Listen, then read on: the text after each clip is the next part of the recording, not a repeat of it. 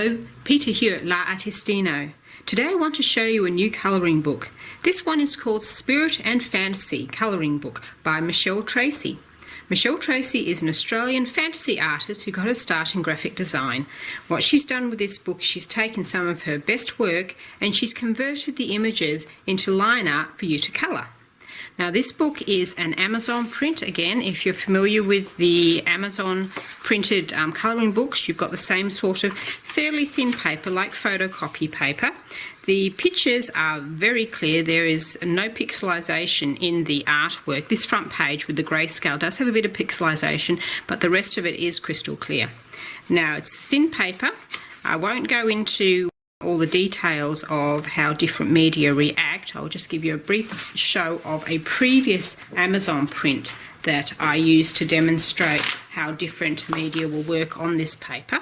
And here it was. You might recognise this from the Lumini Chronicles video that I did.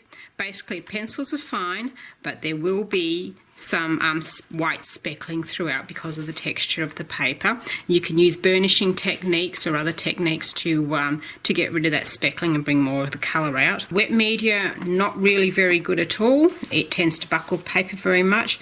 Markers are good. You've got to be quick with the alcohol markers to get some nice blending because it sinks into the paper fairly quickly and bleeds all the way through.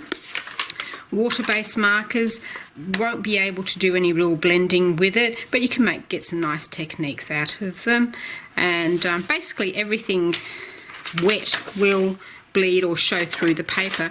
But as this book, with most other Amazon printed books that I see, are only printed on single sides, it's not an issue. Getting into the book itself, the first picture I've completed here. I've used polychromos pencils for this, and as you can see there is a marked amount of speckling. I haven't gone very hard into blending, I've just kept the speckling effect because I kind of like it.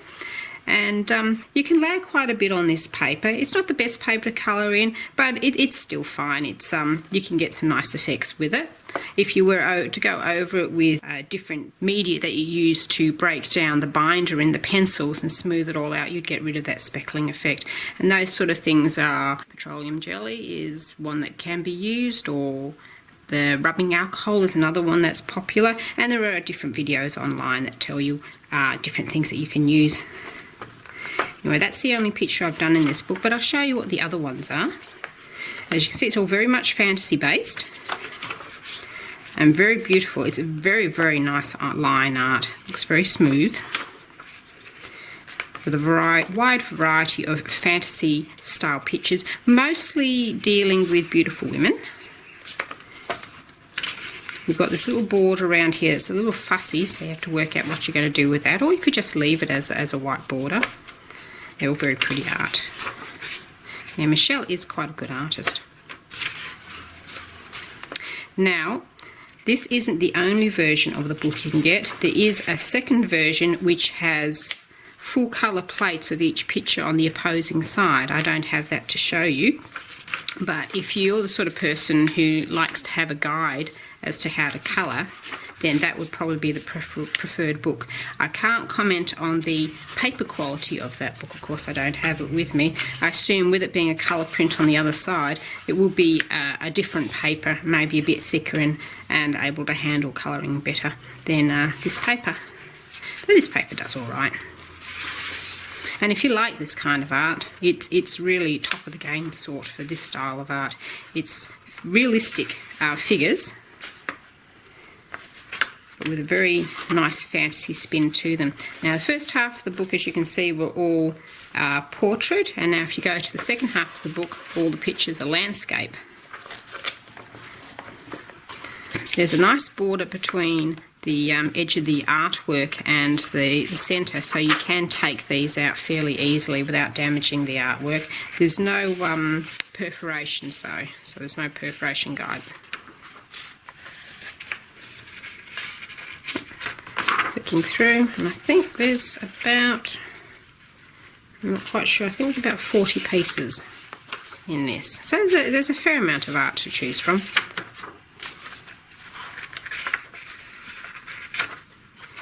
I think this would also do quite well with coloured pastels, if you like using pastels or pastel blenders. I would probably, I've been thinking about using that to get my pastels and then put the colours down in, blotch in the colours with the pastels loosely first, and then refining the picture with coloured pencils. I think that technique would work very well in this book. Another technique that would work would be to colour it in with alcohol markers and then bring out the details with your pencils. But this paper is quite okay to use that sort of technique with. I like that picture there. The owl, looks very cool. Anyway, the back of the book has a little bit about the artist herself. If you're interested in this book, I will leave a link down below in the comment section so that you know where you can go get it.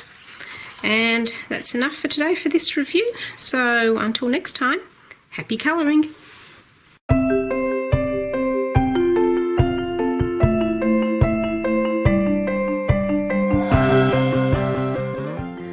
Enjoying any colouring adventures that you are currently on, and until next time, happy colouring!